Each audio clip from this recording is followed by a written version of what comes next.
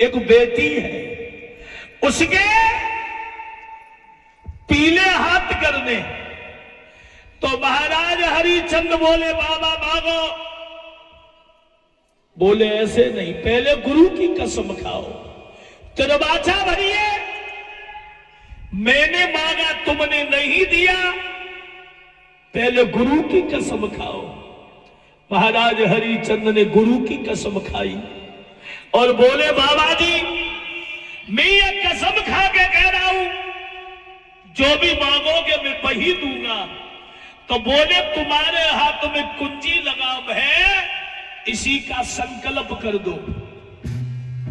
कुंजी लगाम का संकल्प करवाया। संकल्प करवाने के बाद कहा कि मुझे 7 भार सोना और चाहिए। अब महाराज हरिचंद ने कहा प्रभु मेरे पास में यहां तो कुंजी लगाम है सिर्फ, आप मेरे साथ में हमारे आंगन में चलो और जितना धन चाहिए 7 भार सोना मैं अपने आंगन से दे दूंगा, चलो। महाराज हरिचंद संत विश्वामित्र को लेकर के चले और जब विश्वामित्र को लेकर के आंगन में पहुंचे सो कोषाध्यक्ष को इशारा किया है,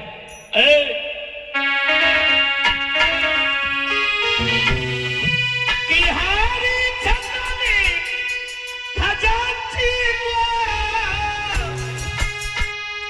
आज्ञा दई सोना लाने की।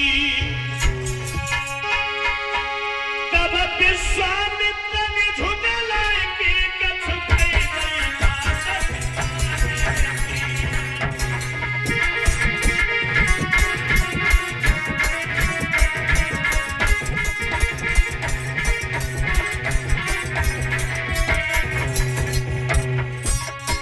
जैसे ही हरिचंद ने इशारा किया है,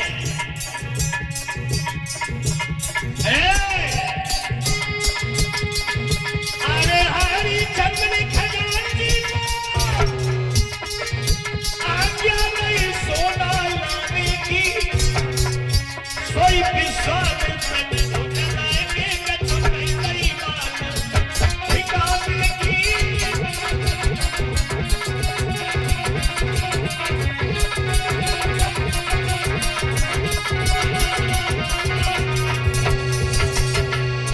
जैसे ही कोषाध्यक्ष को इशारा किया है,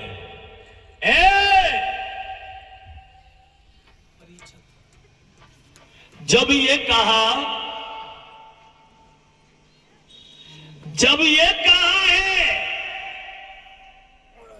जब ये कुंजी लगाम मेरा हो चुका है हरिचंद, तेरे खजाने से लग हो तो हमें दे दे। तो हरिचंद बोले बाबा जी अब मेरे पास में कुछ नहीं बचा, केवल मेरा शरीर बचा है, मेरा शरीर बचा है और हमें चल करके कहीं बेच दो। हरिचंद के होश उड़ गए, मेरा राज्य भी चला गया, कुंजी लगाम दे दी, अभी संत का कर्ज हमारे ऊपर बाकी है। और याद रखना दान करते समय अगर तुम्हारे मन में गिलानी हो गई तो वो सब बेकार हो जाता है। अरे दान दे तपे दानी ने हृदय में कष्ट जो माना है, दान दे तपे कष्ट भो तबु दान नहीं जुर्माना है।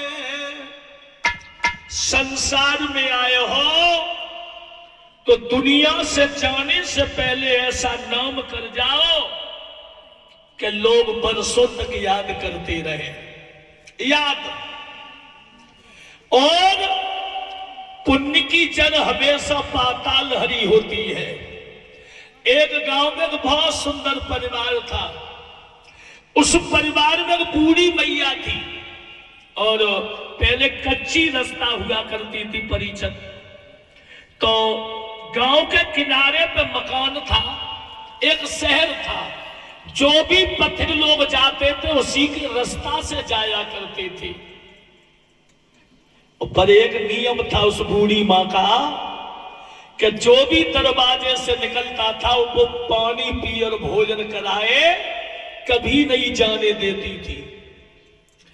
एक दिन उसके पति ने कहा अपनी पत्नी से कि हम गंगा स्नान करने को जाता है और ऐसा करो नहीं 4 परामटे हमारे बना दो, सो गंगा पे खा लेंगे। तो पत्नी ने अपने पति से कही महाराज तुम गंगा जी स्नान करने को जाओ और मैं परामते करके भाई भेज दूंगी।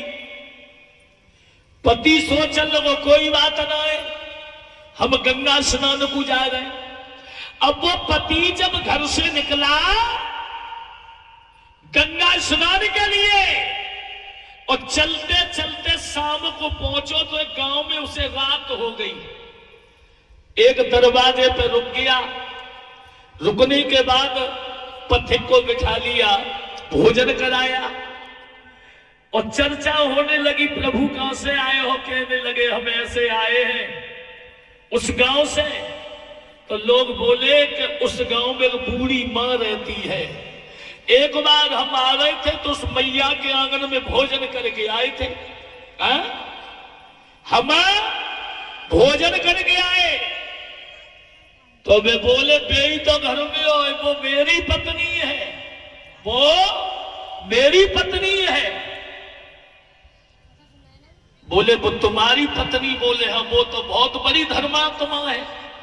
जो भी उनके दरवाजे आता है वो बिना भोजन किए और भाषे नहीं आने देती। बोले ठीक है। रात भर विश्राम किया, सुबह गंगा पहुंचे, गंगा पे स्नान किया और स्नान करके जैसे ही भोजन की तरफ पहुंचे सोच रहे कि पत्नी ने कहा था कि परामटे भेज देंगे जहां तो हमें कोई दिक्कत ही ना है। तब तक दूसरा पथिक वहां गंगा स्नान करके बैठे और बोले आ महाराज भोजन कर लो। तो दूसरे व्यक्ति ने भोजन कराया। पूछने लगे भैया तुम कहां से आए हो? बोले हम इस गांव से आए हैं। वो पथिक कहने लगा उस गांव में तो बड़ी बूढ़ी मां रहती है और हम एक बार आ रहे थे, उसने हमें भोजन कराया। सुबह बोले कि वो ही तो मेरी पत्नी है, वो मेरी पत्नी है। बोले वो तुम्हारी पत्नी? बोले हाँ, वो तो बहुत बड़ी धर्मात्मा है। इतना कहने के बाद वो लौट आए और घर आए कि पत्नी से बोले जू बता तूने कही हती गंगा स्नान करने को जाओ, हम भाई भोजन भेज देंगे, हमारे लिए भोजन तो तूने नहीं भेजा। तो पत्नी बोली महाराज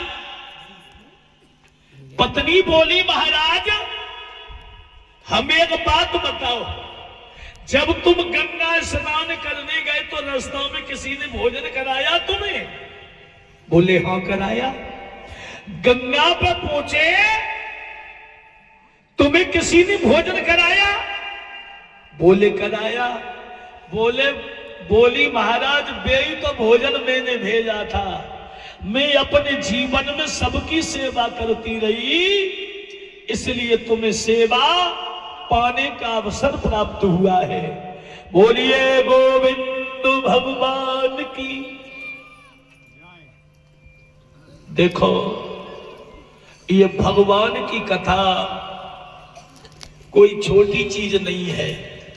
लोग बरसों तैयारी करते हैं तब कहीं कथा करवाने का अवसर प्राप्त होता है, तब कहीं कथा कराने और सुनने का अवसर प्राप्त होता है।